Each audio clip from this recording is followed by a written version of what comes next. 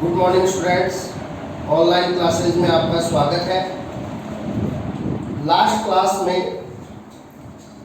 अपन ने हैलोजन यौगिकों वाला लेसन है वो कंप्लीट किया था और आज अपन नया लेसन स्टार्ट करते हैं जो है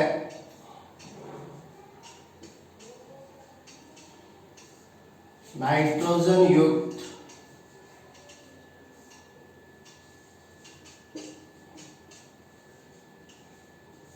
क्रियात्मक समूह वाले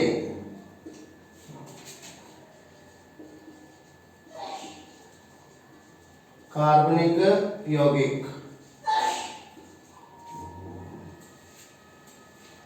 नाइट्रोजन युक्त क्रियात्मक समूह वाले कार्बनिक यौगिक। तो देखिए यहां ऐसे कार्बनिक यौगिक के बारे में अपन पढ़ेंगे जिनके क्रियात्मक समूह में मुख्य परमाणु क्या होगा, नाइट्रोजन होगा। ठीक है, अब देखिए नाइट्रोजन वाले क्रियात्मक समूह है वो इस प्रकार से हैं। CN,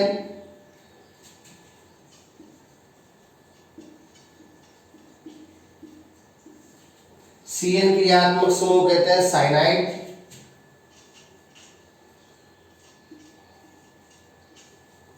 NC, NC क्रियात्मक समूह कहते हैं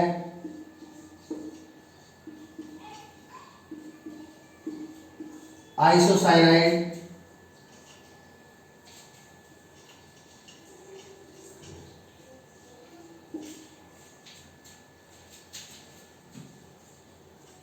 इसको कहा जाता है नाइट्रो समूह।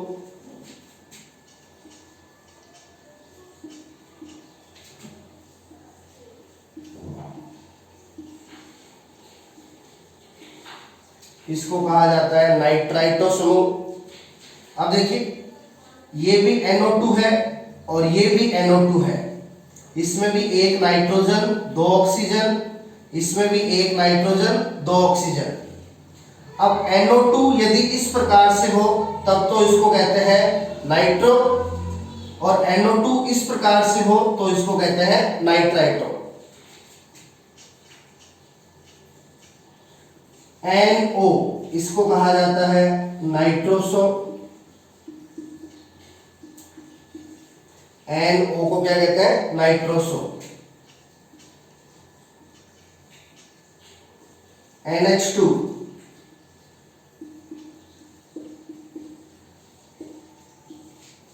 NH2 प्राथमिक एमीन समूह होता है।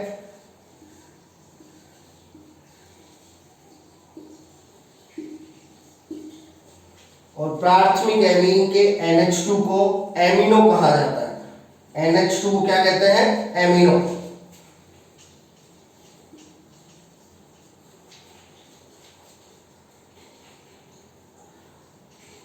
NH ये होता है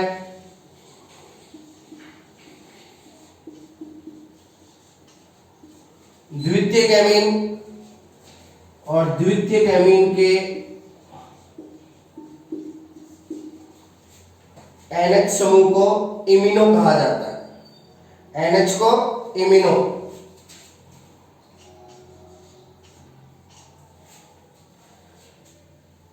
N तृतीयक amine,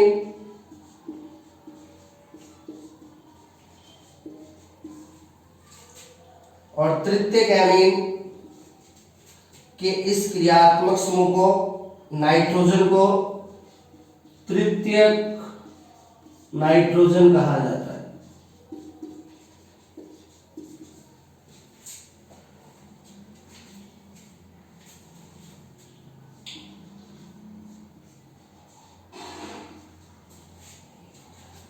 N double bond NX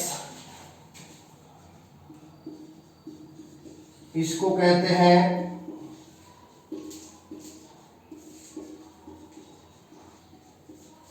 diazonium लवण।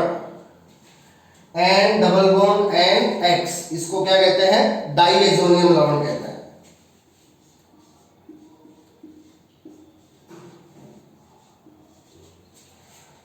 C डबल बॉन्ड ONH2, इसको एमाइड कहा जाता है। ठीक है, तो ये ऐसे क्रियात्मक समूह होते हैं जिनमें नाइट्रोजन होता है। CN साइनाइड, कार्बन और नाइट्रोजन के बीच ट्रिपल बॉन्ड है और तीनों के तीनों बंध है वो सह संयोजक बंध है। ठीक है, आइसोसाइनाइड, N दो बंध है वो सह संयोजक और एक उप सह संयोजक NC, यानी साइनाइड में कार्बन श्रृंखला से सीधा कौन जुड़ेगा? कार्बन, और आइसोसाइनाइड में कार्बन श्रृंखला से सीधा जुड़ेगा नाइट्रोजन। तो CN cyanide, NC isocyanide. NO2 यदि इस प्रकार से हो, N डबल बॉन्ड O उप सहसंयोजक बंध O, तो इसको कहते हैं नाइट्रो, और NO2 यदि इस प्रकार से हो, O N double bond O, तो ये नाइट्राइट्रो। N डबल बॉन्ड O यानी NO, ये होता है नाइट्रोसो। अब एमीन है वो तीन प्रकार के होते हैं। एमीन समूह तीन प्रकार के होते हैं। यदि कार्बन श्रृंखला से जुड़ा हो NH2, अब देखिए यहां पे नाइट्रोजन है वो कितनी कार्बन श्रृंखला से जुड़ा है? एक कार्बन श्रृंखला से, इसलिए ये 1 डिग्री हो गया, इसलिए इसको कहते हैं प्राथमिक एमीन। नाइट्रोजन यहां डायरेक्टली एक कार्बन से जुड़ा है, यहां एक कार्बन श्रृंखला होगी तो नाइट्रोजन डायरेक्टली एक कार्बन से जुड़ा हुआ है, इसलिए प्राथमिक एमीन। और इस समूह को NH2 के, प्राथमिक एमीन के NH2 समूह को क्या कहा जाता है? एमिनो कहा जाता है। ठीक है, द्वितीयक एमीन का क्रियात्मक समूह होता है NH। अब NH के इधर भी कार्बन श्रृंखला है, इधर भी कार्बन श्रृंखला है, यानी नाइट्रोजन है वो डायरेक्टली कितनी कार्बन श्रृंखला से जुड़ा है? 2 कार्बन श्रृंखला से। अब नाइट्रोजन डायरेक्टली 2 कार्बन के टच में है, इसलिए ये 2 डिग्री एमीन यानी द्वितीयक एमीन। और द्वितीयक एमीन के इस क्रियात्मक समूह NH को इमिनो कहा जाता है। क्या कहा जाता है? इमिनो। ठीक है, अब तृतीयक एमीन, तृतीयक एमीन का क्रियात्मक समूह होता है N। अब इसे तृतीयक एमीन कहने का रीजन क्या है? यहां पे देखिए इसका जो क्रियात्मक समूह है N, ये कितनी कार्बन श्रृंखला के टच में है? 3 कार्बन श्रृंखला में, 1 2 3, तो ये 3 कार्बन श्रृंखला के टच में है। ठीक है, यानी नाइट्रोजन डायरेक्टली 3 कार्बन के टच में है, इसलिए ये है 3 डिग्री एमीन यानी तृतीयक एमीन। और तृतीयक एमीन का ये जो समूह है नाइट्रोजन, ये 3 डिग्री है, 3 कार्बन के टच में है, इसलिए तृतीयक एमीन के क्रियात्मक समूह को कहते हैं तृतीयक नाइट्रोजन। तो प्राथमिक एमीन का क्रियात्मक समूह NH2 एमिनो कहते हैं, द्वितीयक एमीन का क्रियात्मक समूह NH इमिनो कहा जाता है, तृतीयक एमीन का क्रियात्मक समूह N तृतीयक नाइट्रोजन कहलाता है। ठीक है, फिर नाइट्रोजन वाले क्रियात्मक समूह में अगला है N डबल बॉन्ड NX, ये है डाइएजोनियम लवण। आप ध्यान रखिएगा, एजो शब्द है क्या? एजो शब्द, एजो शब्द नाइट्रोजन के लिए काम में लिया जाता है। एजो शब्द किसके लिए काम में लिया जाता है? नाइट्रोजन के लिए। अब देखिए यहां पे नाइट्रोजन कितने हैं? 2 हैं। नाइट्रोजन यहां कितने हैं? 2। तो 2 नाइट्रोजन के लिए डाई एजो, 2 नाइट्रोजन के लिए डाई एजो, और यहां नाइट्रोजन पे होता है प्लस, तो प्लस के लिए ओनियम, तो ये हो गया डाई एजोनियम, और इधर जुड़ा है X माइनस, इसके लिए हैलाइड आ जाएगा या फिर इसको लवण कह सकते हैं। ठीक है ना, तो इसको आप डाइएजोनियम हैलाइड कह सकते हो या डाइएजोनियम लवण। इसको अपन ऐसे भी शो कर सकते हैं, N2 प्लस X माइनस। तो दो नाइट्रोजन के लिए डाइएजो, नाइट्रोजन पे प्लस है इसलिए ओनियम, X माइनस लवण या हैलाइड, तो ये डाइएजोनियम लवण। लास्ट है नाइट्रोजन वाले क्रियात्मक समूह में C double bond O NH2। अब देखिए प्राथमिक एमीन वाला क्रियात्मक समूह है केवल NH2, ये केवल NH2 है, तो कार्बन श्रृंखला से केवल NH2 लगा हो तो प्राथमिक एमीन। ये देखिए यहां पे भी NH2 है, लेकिन यहां NH2 के साथ है C डबल बॉन्ड O, और C double bond O NH2 कहते हैं क्या, एमाइड। ठीक है, तो ये नाइट्रोजन वाले क्रियात्मक समूह है। और यहां इस लेसन में अपन ऐसे कार्बनिक यौगिकों के बारे में पढ़ेंगे जिनमें नाइट्रोजन युक्त क्रियात्मक समूह है वो पाया जाता है। अब देखिए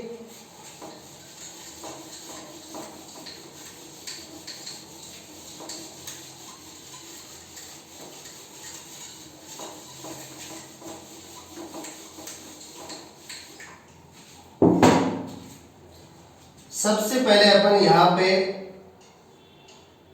स्टार्ट करते हैं एमीन। सबसे पहले अपन एमीन स्टार्ट करेंगे।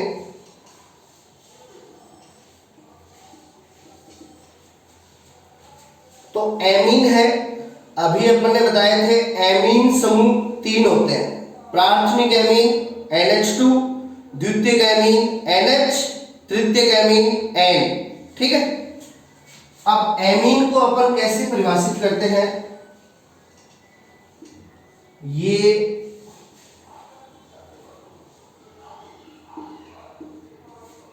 अमोनिया के व्युत्पन्न होते हैं।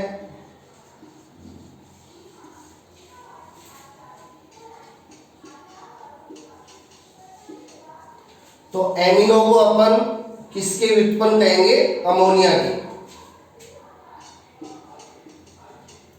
यदि अमोनिया के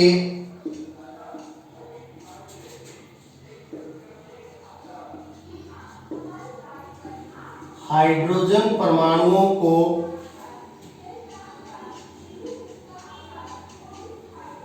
एल्किल या एरिल,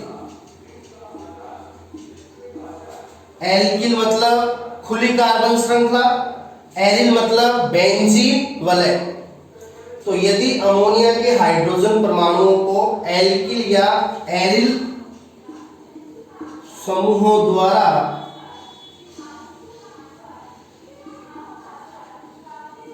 प्रतिस्थापित कर दिया जाए तो प्राप्त कार्बनिक यौगिक एमीन कहलाते हैं। तो एमीन अमोनिया के व्युत्पन्न होते हैं। अमोनिया के हाइड्रोजन परमाणुओं को यदि अपन एल्किल या एरिल समूह द्वारा प्रतिस्थापित कर दें तो प्राप्त कार्बनिक यौगिक क्या कहलाते हैं, एमीन कहलाते हैं। तो देखिए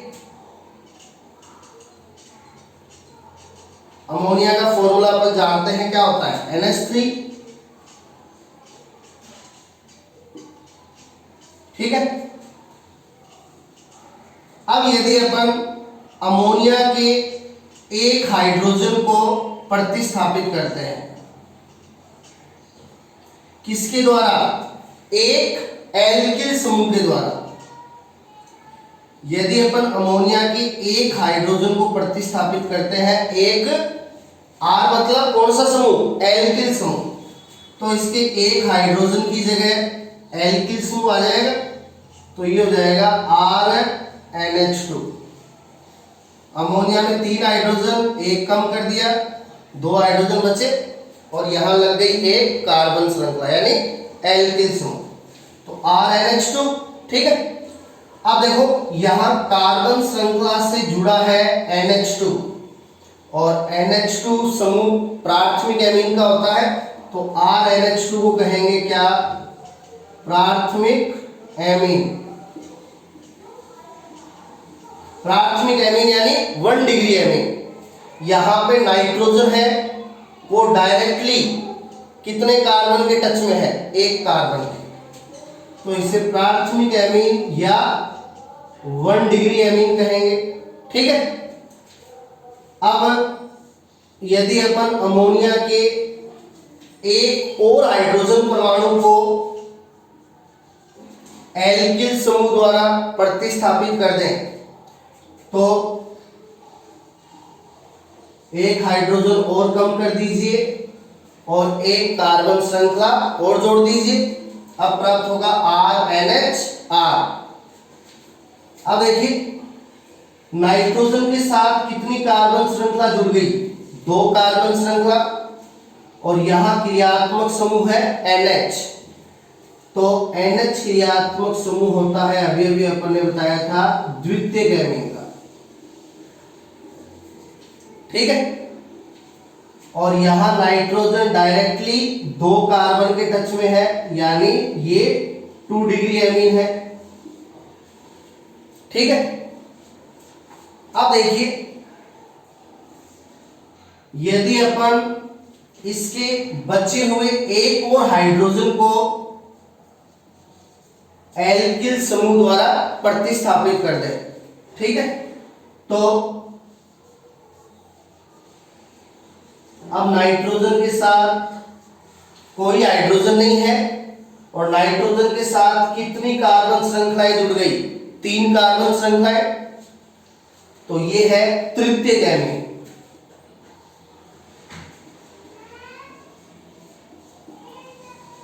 ये है तृतीयक एमीन। अब यहां नाइट्रोजन डायरेक्टली कितने कार्बन के टच में है? 3 कार्बन के, तो ये है 3 डिग्री एमीन। ठीक है। तो इस प्रकार अपन अब यहां पे एल्किल समूह की जगह, यहां पे तो अपन ने हाइड्रोजन को प्रतिस्थापित किया किसके द्वारा? एल्किल समूह के द्वारा। अब यहां पर एल्किल समूह की जगह बेंजीन वाला भी ले सकते हैं, जिसको एरिल भी कहा जाता है ना, तो भी अपन को प्राथमिक एमीन, द्वितीयक एमीन, तृतीयक एमीन, और वहां पे बेंजीन वाले होगी, इसलिए वो क्या हो जाएंगे? एरोमेटिक एमीन हो जाएंगे, है ना। तो इस प्रकार एमीन है वो अमोनिया के उत्पन्न होते हैं, और अमोनिया के हाइड्रोजन परमाणुओं को यदि अपन एल्किल या एरिल समूह द्वारा प्रतिस्थापित कर दें, तो प्राप्त कार्बनिक यौगिक क्या कहलाते हैं? एमीन कहलाते हैं। ठीक है। अमोनिया के एक हाइड्रोजन को प्रतिस्थापित करेंगे प्राथमिक एमीन, दूसरे को करेंगे द्वितीयक एमीन, तीसरे को करेंगे तृतीयक एमीन।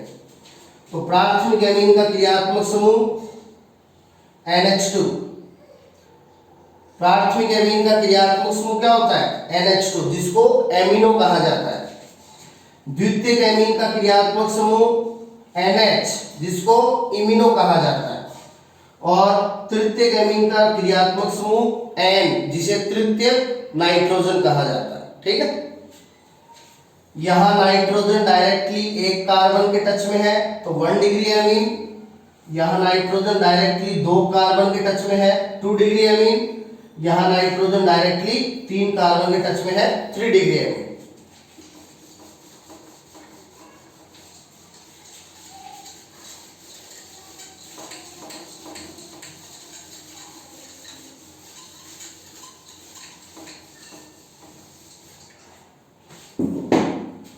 अब देखिए यहां पे अपन प्राथमिक एमीन, द्वितीयक एमीन और तृतीयक एमीन के अलावा एक और देखेंगे, NH4 प्लस X माइनस। अब NH4 प्लस को अपन कहते हैं अमोनियम, NH4 प्लस को क्या कहते हैं? अमोनियम। X माइनस हैलाइड, तो ये है अमोनियम हैलाइड। ठीक है। अब ये अमोनियम का जो पॉजिटिव चार्ज है वो एक्चुअल में किस पे होता है, नाइट्रोजन पे होता है, ठीक है ना। देखिए अमोनियम पे जो पॉजिटिव चार्ज है वो एक्चुअल में किस पे होता है, नाइट्रोजन पे। किस प्रकार से, अमोनिया इस प्रकार होती है, अमोनिया में नाइट्रोजन के साथ लगे होते हैं 3 नाइट्रोजन। अब यहां केंद्रीय परमाणु कौन है, नाइट्रोजन। नाइट्रोजन का परमाणु क्रमांक 7 होता है, यानी नाइट्रोजन में कितने इलेक्ट्रॉन होते हैं, 7। तो इसका इलेक्ट्रॉनिक विन्यास 1s2 2s2 2p3। ये नाइट्रोजन का इलेक्ट्रॉनिक विन्यास है, 7 इलेक्ट्रॉन हो गए, 2 2 4 और 3 7। अब यहां पे 1s है वो तो आंतरिक कोश K कोश में है, और 2s और 2p ये दूसरे कोश यानी L कोश में, ठीक है। अब बाह्यतम कोश कौन सा हो गया, L कोश हो गया, और इस बाह्यतम L कोश में 2s और 2p दोनों हैं, तो इसमें टोटल इलेक्ट्रॉन कितने हो गए, 2s में 2 2p में 3। तो बाह्यतम कोश L में इलेक्ट्रॉन हो गए 5। अब बाह्यतम कोश के इलेक्ट्रॉन क्या कहलाते हैं, संयोजी इलेक्ट्रॉन, ठीक है। अब कोई भी परमाणु में बंध निर्माण में बाह्यतम कोश वाले संयोजी इलेक्ट्रॉन है वो भाग लेते हैं, अपन को पता है। तो नाइट्रोजन के बाह्यतम कोश में संयोजी इलेक्ट्रॉन होते हैं कितने, 5। अब देखिए नाइट्रोजन है वो यहां पे 3 बंध बना रहा है, नाइट्रोजन कितने बंध बना रहा है, 3 बंध, ठीक है। 3 हाइड्रोजन जुड़े 3 बंध बना रहा है, तो 5 में से 3 इलेक्ट्रॉन है ये तो इन 3 बंधों के निर्माण में काम आ जाएंगे। अब संयोजी इलेक्ट्रॉन कितने थे, 5 थे, 3 बंध में काम आ गए, कितने बचे, 2। इसलिए नाइट्रोजन पे ये 2 इलेक्ट्रॉन पाए जाते हैं किसके रूप में, लोन पेयर के रूप में। किसके रूप में पाए जाते हैं, लोन पेयर के रूप में, ठीक है। अब देखिए यानी अमोनिया हो चाहे एमीन हो, अमोनिया हो चाहे एमीन हो, नाइट्रोजन पे क्या होता है, एक लोन पेयर होता है। इस वजह से यहां से समझ सकते हैं नाइट्रोजन पे क्या होता है, एक लोन पेयर। नाइट्रोजन के पास संयोजी इलेक्ट्रॉन 5 होते हैं, 3 इलेक्ट्रॉन है वो नाइट्रोजन बंध निर्माण में काम ले लेता है, बचे कितने, 2। तो ये 2 इलेक्ट्रॉन इस पे लोन पेयर के रूप में पाए जाते हैं। अब यदि अमोनिया के पास आता है H+, यदि अमोनिया के पास क्या आता है, H+, यानी अमोनिया की क्रिया अपन करवा दें HX से, किससे करा दें, HX। तो HX में HX हो गया हाइड्रोजन हैलाइड, HX हो गया हाइड्रोजन हैलाइड, ठीक है। तो ये अपनी हो गई अमोनिया। अमोनिया की क्रिया अपन करवा रहे हैं हाइड्रोजन हैलाइड से। अब देखिए यहां H+ के पास इलेक्ट्रॉनों की क्या है, कमी, और यहां अमोनिया में नाइट्रोजन पे क्या है, लोन पेयर, यानी इसके पास है इलेक्ट्रॉन की अधिकता। तो ये काम करेगा दाता के रूप में और ये काम करेगा ग्राही के रूप में। तो नाइट्रोजन अपने लोन पेयर के इलेक्ट्रॉन किसको दे देगा, HX के H+ को, ठीक है। तो ये दाता हो गया और ये ग्राही हो गया। और दाता और ग्राही के बीच कौन सा बंध बनता है, उपसहसंयोजक बंध। दाता और ग्राही के बीच कौन सा बंध बनता है, उपसहसंयोजक बंध। तो यहां नाइट्रोजन और H+ के बीच में कौन सा बंध बन जाएगा, उपसहसंयोजक बंध। अब नाइट्रोजन ने अपने इलेक्ट्रॉन इसको दे दिए, तो नाइट्रोजन पे चार्ज आ जाएगा पॉजिटिव। नाइट्रोजन पे चार्ज क्या आ जाएगा, पॉजिटिव आ जाएगा। इसको अपन ऐसे समझ सकते हैं, नाइट्रोजन के साथ पहले कितने हाइड्रोजन थे, 3 हाइड्रोजन, ठीक है। अब नाइट्रोजन ने अपने लोन पेयर के इलेक्ट्रॉन H प्लस को दिए, तो एक हाइड्रोजन और आ गया, और इस नाइट्रोजन और हाइड्रोजन के बीच कौन सा बंध बना? उपसहसंयोजक बंध, क्योंकि ये दाता और ग्राही के बीच बना था। अब नाइट्रोजन ने अपने इलेक्ट्रॉन H प्लस को दे दिए, तो नाइट्रोजन पे चार्ज आ जाएगा पॉजिटिव, यानी ये पॉजिटिव चार्ज किस पे है? नाइट्रोजन पे है। ठीक है, इधर है X माइनस, तो ये निर्माण हो गया किसका? अमोनियम हैलाइड का। अब देखो अमोनिया की नाइट्रोजन पे क्या आ गया? प्लस, और प्लस के लिए अपन अभी बताया था क्या काम में लेते हैं? ओनियम। तो अमोनिया की नाइट्रोजन पे प्लस आ गया, तो ये अमोनिया प्लस ओनियम क्या हो गया?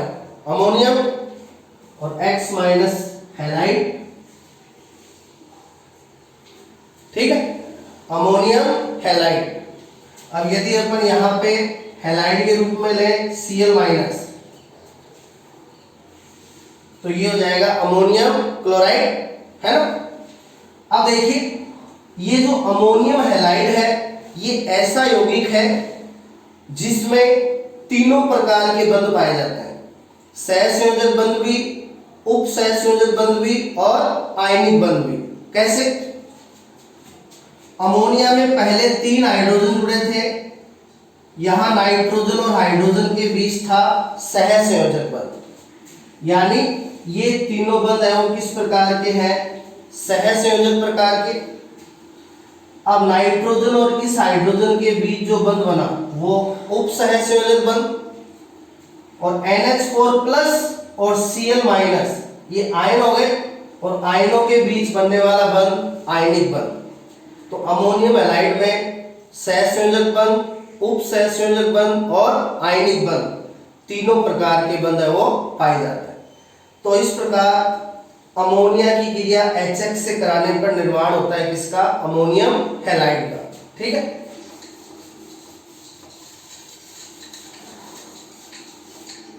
अब देखिए, अब अपन क्या करेंगे? अमोनियम हैलाइड के जो 4 हाइड्रोजन हैं,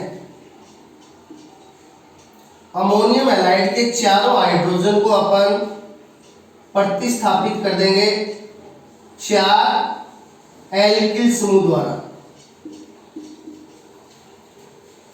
अमोनियम हैलाइड के जो 4 हाइड्रोजन है, चारों हाइड्रोजन की जगह 4 एल्किल समूह लगा देंगे। तो देखिए, ये बनेगा R4, 4 हाइड्रोजन की जगह आगे 4 एल्किल समूह, ये बनेगा। ठीक है, अब इसको अपन क्या कहेंगे? एल्किल समूह कितने हैं? 4, तो टेट्रा एल्किल,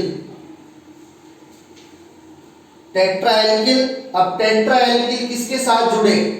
अमोनियम के साथ, तो ये है टेट्रा एल्किल अमोनियम हैलाइड। तो इसको क्या कहेंगे? Tetra alkyl ammonium halide. ठीक है, तो ये एमीन में ही आता है, यानी ये एमीन का क्या है? लवण है। इसे अपन एमिनो का क्या कहेंगे? लवण, टेट्रा एल्किल अमोनियम लवण। देखो, प्राथमिक एमीन में नाइट्रोजन के साथ कितना एल्किल समूह? 1, द्वितीयक एमीन में 2, तृतीयक एमीन में 3, और यहाँ कितने एल्किल समूह है? 4। ठीक है, तो ये एमिनो का क्या है? लवण है।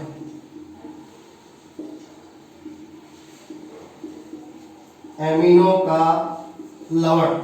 ठीक है, अब देखिए, यदि अपन यहां पे एल्किल के रूप में कर दें मैथिल, एल्किल के रूप में क्या कर दें? मैथिल, और X माइनस के रूप में Cl माइनस, तो मैथिल कितने हैं? 4, तो टेट्रा मैथिल, ये अमोनियम से जुड़े हैं,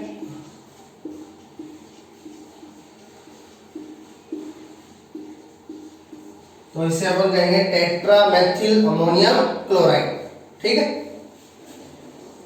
तो इस प्रकार अपन ने एमीन में प्राथमिक एमीन, द्वितीयक एमीन, तृतीयक एमीन और एमीनों का लवण टेट्रा एल्किल अमोनियम हैलाइड इनको परिभाषित किया है।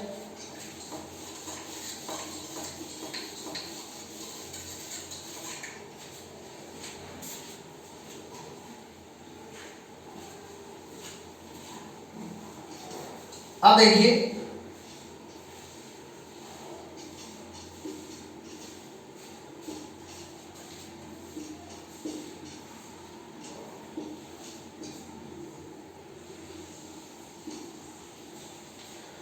अगला पॉइंट अपना आएगा एमिनो का वर्गीकरण। ठीक है, अभी अपन ने एमिनो को क्या किया, परिभाषित किया है, एमिनो की परिभाषा की है। अगला टॉपिक आएगा अपना एमिनो का वर्गीकरण, यानी एमीन है वो किस किस प्रकार के हो सकते हैं, इसे अपन करेंगे नेक्स्ट क्लास में। ठीक है, तो आप जो एमीन है उनको जो परिभाषा की है और नाइट्रोजन वाले क्रियात्मक समूह कौन कौन से होते हैं जो आज अपन ने किया उसको अच्छी तरह से पढ़ लेना, क्योंकि लेसन की जो स्टार्टिंग है वो बहुत ज़्यादा इम्पोर्टेंट होती है। ठीक है, और जो एमिनो का वर्गीकरण है वो अपन नेक्स्ट क्लास में स्टार्ट करेंगे। Thank you.